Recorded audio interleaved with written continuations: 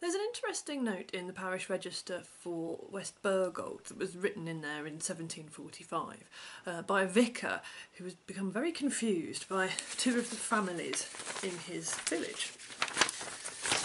One of them was called Austin and the other one was called Alston.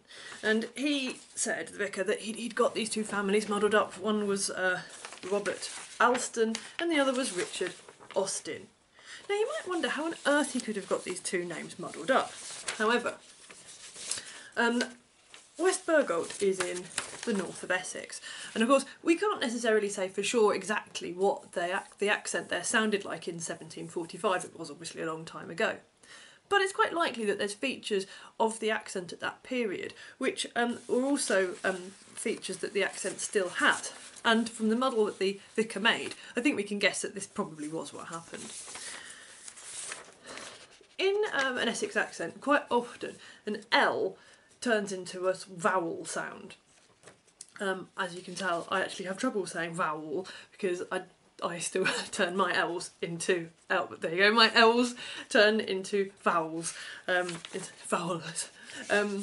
So you can see quite easily how if you had two agricultural labourers, Robert Alston and Richard Austin, it's quite obvious that those surnames could sound very, very similar, if not the same. If you think of Alston and Alston, that's perhaps the way that those families were saying their names. In fact, the vicar said that they were two separate families. I think Robert and Richard were brothers who moved into the village from somewhere else. I endeavour to find out one day because I am actually descended from Robert. Now, this same mysterious confusion of surnames also happens in Lawshall. Now Lawshall is a village which is 25 miles away from West Burgold. It's over the border in Suffolk and it's just slightly north of Lavenham. And Lavenham is very lovely and I recommend it for a nice day out. So those names are Albourne and Auburn. And you can see again how this has happened. That L sound has turned into a U, or some sound somewhere in between, and that has been heard as Auburn. And then perhaps this would have been pronounced fairly closely to Auburn too. If we trot back down to West Burgold, there's another name which causes some confusion too, and you can see in the transcriptions changing between Howard and Howard, which I'm assuming we kind of all would think was, you know, an easy mistake to make between two names. And Haywood. Again, this is a bit mysterious, but how do we think these words were being said? I personally think this is part of a variety of reasons for this confusion happening. Partly it's to do with the very rounded vowels that they have in Essex. For instance, my grandma would say things like boy, which it's not only just making a rounded vowel sound, it's also extending a vowel sound and kind of making it into, you know, there's extra syllables occurring where we're not expecting them to pop up. The other thing is that in an Essex accent, people will extend the first syllable and then shorten the last syllable. So for instance, if you say flowers, well, you can hear me saying it, flowers. And it depends, it can be more pronounced in different accents. In fact, how I say Lawshall, again, you can see that stressing on the first syllable and the shortening of the last one. So Howard and Haywood, in fact, are probably being pronounced more as Howard. And you can see how, in fact, that's possibly what's causing the confusion there. There's some other surnames as well in West Burgold that crop up, and I wouldn't be surprised if those were people also related to the Haywood/Howard family, the Howards, I think we should perhaps call them. And those names though are Harrod and Hurd. I think, ironically, seeing as we're talking about how people hear things, I think this is sort of a contraction of the very, very long opening syllable and the very, very short closing syllable. So we go heard. So there we are. If we go back up to Lawshall, I'm sorry if you're feeling a bit tired going back up and down between Lawshall and West Burgold. I don't think the roads are too good there either, but anyway. The A12 doesn't go that way, does it? There's another word which highlights another issue with Essex accents, and that's Farrow. Now, I mean, this is a surname, it's a very, we've seen this surname all over the place, Mia Farrow, for instance. But it also, that same family also seems to have their surname spelt as Varro and Vero, which is quite interesting. We've got the R and the O sound and the A sound here, but this is a problem with consonants. That sort of, I suspect it's more of a sort of mushing up in the way it's being said between the sort of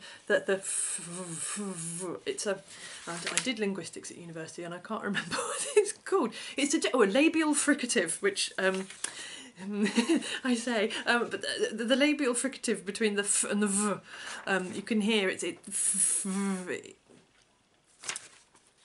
it's a similarish sound.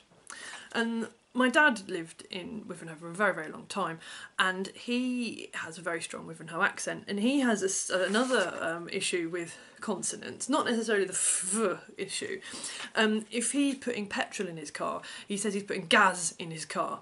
Now, gas isn't a bloke, he means gas. I don't entirely know why he says gas instead of petrol. I'm not entirely sure if that's something that people do in Wivenhoe or not, but if it's just my dad and his thing that he likes to say.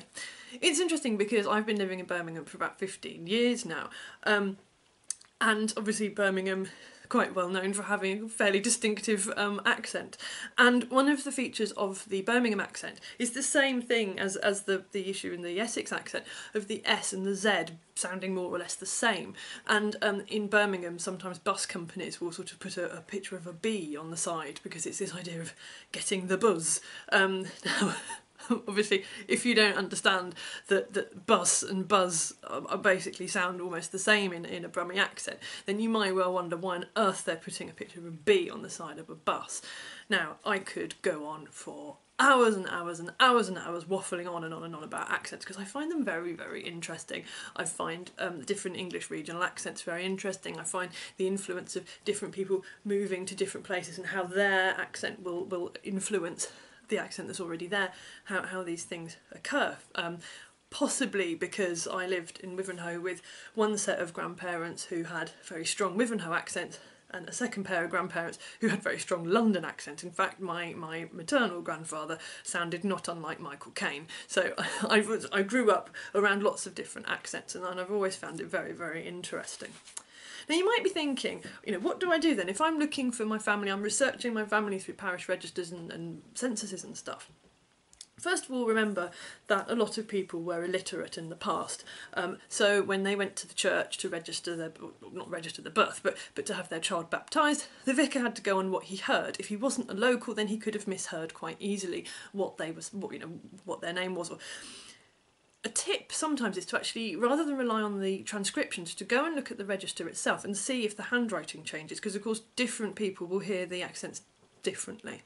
We see this with the Alston people in West Burgolt, where no, they're definitely two separate people, one's called Alston and one's called Austin.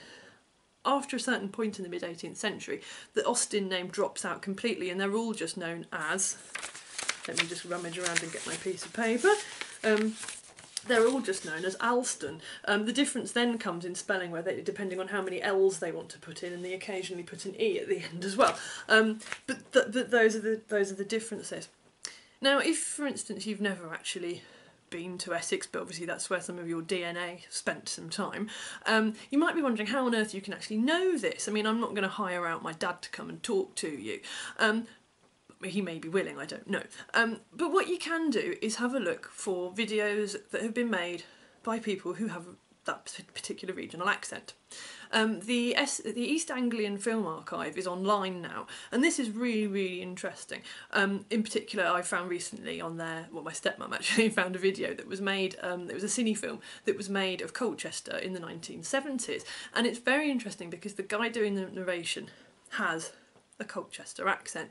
And if you have a look around on there, see different places in Suffolk, the south of Essex, the north of Essex, different accents, you can kind of get a feel for those accents and the sort of the peculiarities that there are in those accents and how that might affect what you're looking for when you're researching your family.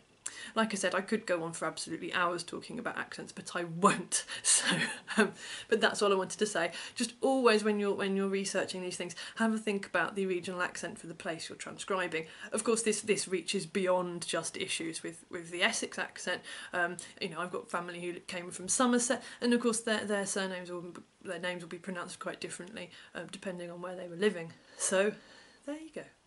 I hope you found that fascinating.